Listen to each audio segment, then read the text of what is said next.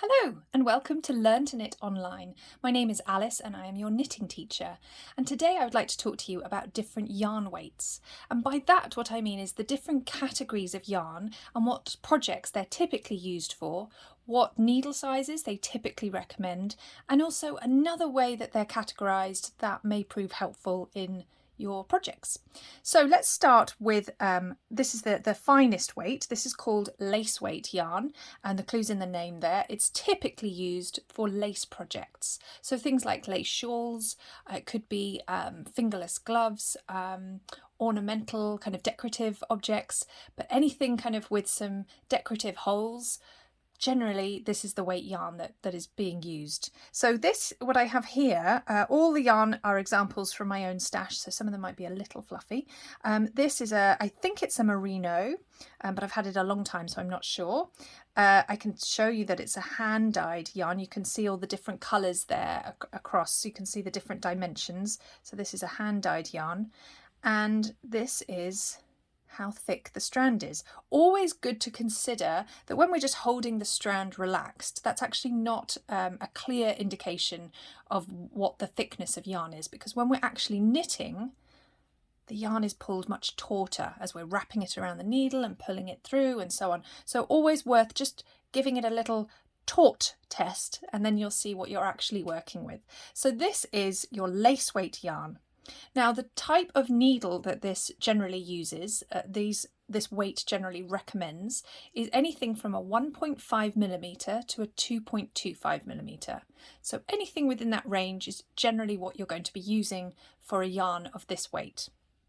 Now, the other thing I would like to tell you about as we go along is a different way that these are categorised, a different metric, I guess, which is, this one is 2-ply. Now, ply, as you probably know, essentially means sort of layers, and 2-ply indicates that it's 2 layers of the industrial weight threads. Now, that doesn't mean that we can actually split all the yarns, the thicker they get, into individual threads that each represent an industrial weight of thread, but it is interesting to know, and I'm going to explain why as we go a bit further along. So this is known as 2-ply. Now, for those of you who are eagle-eyed, you'll probably see that we could technically untwist this yarn, and it's made up of 2 threads twisted together. Now, that doesn't mean that each of those threads are one industrial thread. One industrial thread weight, I should say. Most yarn, not all yarn, but most yarn is made up of a number of threads wound together. So this is your 2-ply lace weight yarn, and it uses a needle size of 1.5 to 2.25mm, so anything within that range. Okay, let's move on now. I'll pop this over here, and let's move on to what is known as sock weight yarn. Again, clue is in the name. Sock weight yarn is typically used to make socks. That doesn't mean that it's exclusively used to make socks, but if you are looking to embark on your first pair of socks, this is the category that you're going to be looking for. So again, let's pull out a strand here, and there we are. We can see, if I pull that taut, that there is a good example of your sock weight yarn. Now, needle size, you're looking at 2.25 to 3.25mm, so anything within that range. And often the needle size will depend on the tension, your own personal tension, the gauge that is required for the project that you're doing, and there's more information about this, breaking that down, explaining what that is, generally in my blog posts or in my free tips and trick videos. So you'll find all that information here on the website. So let's just compare what our lace weight and our sock weight look like together. Again, I'm going to pull them taut so we can see what we're really working with, and you can just make out it's just ever so slightly thicker, ever so slight difference. And in fact, in terms of ply, a sock weight yarn is known as a 3 or a 4-ply. So you'll have some sock weight yarns that are a 3-ply and some that are a 4, so slightly chunkier and slightly finer. So here we have our 2-ply and here we have our 3 or 4-ply. I couldn't tell you which one this is exactly. My guess would be it would be a 4-ply, but don't quote me. Okay, so that is, now let's bring in our next weight. So now we've got our lace and our sock. And here we are. This is what is known as a sport weight yarn. Now, sport weight is a relatively new weight for UK and European knitters. When I first started knitting, there were American terms and English terms, or certainly European terms. And over time, in my journey, in my sort of 15, 16 years of knitting, those terms have really integrated, which is a great thing. And so it used to be that some weights weren't really relevant in the UK and European knitting world, but now it's a much more universal world. So here is an example of sport weight. And it's typically, next weight up from this one, typically knits on a 3.25 to a 3.75 millimetre needle. And again, if I pull that taut here and let's do a comparison between the sock, and as you can see, just ever so slightly thicker. Again, this is a nice hand-dyed yarn. This is from an independent label called Jolly Holiday Yarns. And sport weight would be used for gloves, jumpers, scarves, possibly blankets, but probably a thicker weight used for blankets. And it's also known as, it can be known as a 4, 5 or a 6 ply. So here's our 3 to 4 ply, and within this category, the sport weight, we could have a 4, a 5 or a 6 ply weight yarn. And if you wanted to find out exactly what ply your yarn that you have in your hand is, you can actually Google now and you'll find a sort of legitimate official record of your yarn, and it'll tell you exactly what ply it is. So let's move that along here and let's move on to DK. That is what this category is known as, DK weight yarn. And this is typically used for scarves, jumpers, blankets, hats, gloves. It's a real mid-weight yarn. So it's not your finest yarns and it's not your thickest yarns. It really lies in the middle there. And as such, it's sort of got the broadest amount of projects that you could make with it. So that's not to say that you couldn't do a jumper in sock weight yarn. It will take you a long time, but more typically, this is the weight or even thicker that is used. So in terms of needle size, this is really a 4 or a 4.5 millimetre. In general, it's going to be a 4. It's a real safe weight of yarn. You know, make sure you have a 4mm needle, make sure you've always got some DK to hand, you'll always be able to knit something up. So in terms of ply, this is what we call an 8 ply, and this is the point at which I'm going to explain why I'm talking to you about ply at all. If you had a project that asked for a DK weight of yarn, aka 8 ply weight of yarn, and maybe you didn't have anything in your stash, or you didn't like anything that you were finding in terms of colour, fibre, whatever it may be, you may choose to combine 2 different weights of yarn and build up to your 8 ply. So for example, if I used the sock weight yarn, which is, let's say that this is a 4 ply, maybe I would like to either use 2 balls of the same colour, or maybe I'd like to throw in a contrasting colour and knit the 2 strands together as if they're one. 1 4 ply plus 1 4 ply equals 8 ply. So it's really handy to know the ply in case you want to combine yarns to build up to the weight that you want for your project, or whatever whatever your pattern is asking of you. So let's move these out of the way.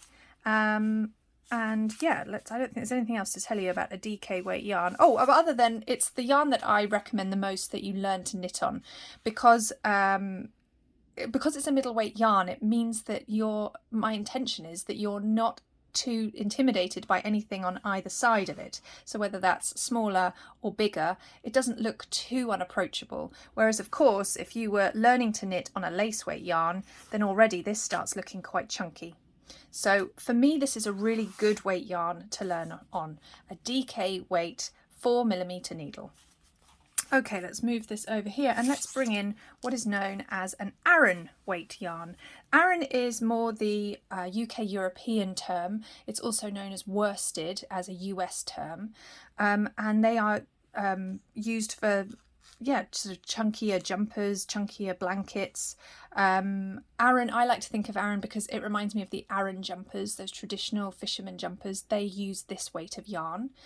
And in terms of needle size, you're looking at a 4.5 to a 5.5. So anything within that range. And you can read a blog post here on the website about recommended needle sizes and how to know what needle size to use for your yarn. So I'm not leaving you out there completely lost.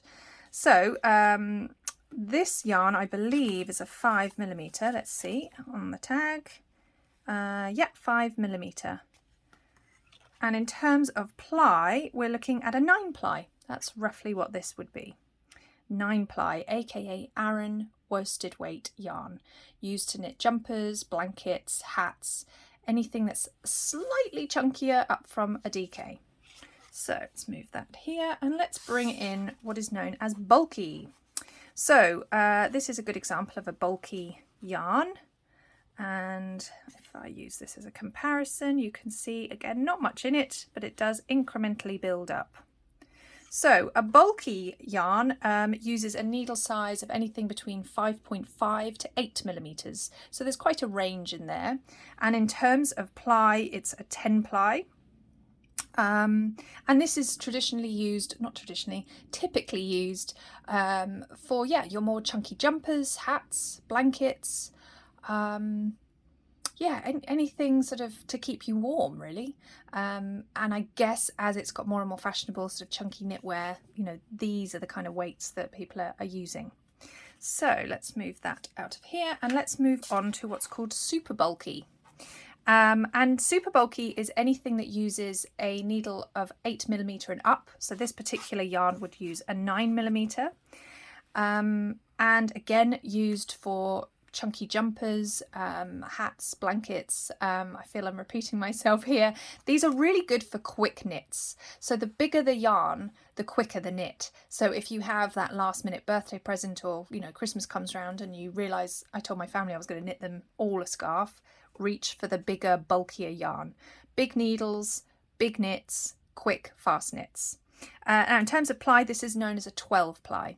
So again, you can build up. If you wanted a bulky, a super bulky yarn, then you could use your 10-ply bulky, and you could combine that with, let's say, a lace weight, and then you've got a 12-ply.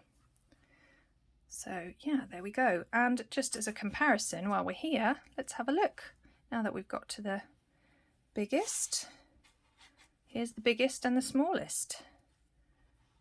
If I can pull this taut and visible, there you go. So you can see that if you'd started on this looks terrifying, but if you start in the middle, then everything's available to you. And yes, it might be a bit scary, but everything about knitting you soon discover there's nothing scary about it. Everyone can do it.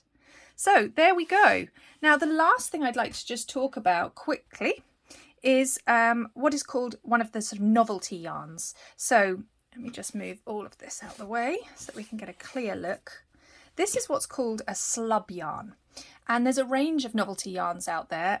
Novelty is exactly as it sounds, like there's something unique about them in some way. They look peculiar, interesting, creative, whatever. So this is what's called a slub yarn, and you'll be able to see that this goes from kind of thin to thick. It has these really chunky blobs of yarn in it. Now when it comes to choosing a needle size or how to treat the weight of this yarn, you're going to treat it like it's the biggest part of it, even if this part only appears every sort of 10 or so, maybe more inches.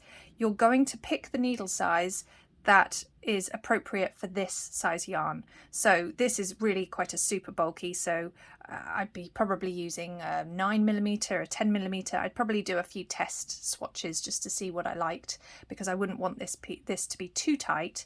And equally, because I'm going to use such a big needle because of this, these thinner bits are going to be quite loose. So you're going to end up with a fabric that goes from thick to thin. That's also how a slub yarn is known as, a thick and thin yarn. So there we go. I hope that has helped and made sense, and yeah, please do check out all the blog posts and more tips and tricks on the website. And of course, should you want a knit surgery, a lesson, have a question, please just drop me a line.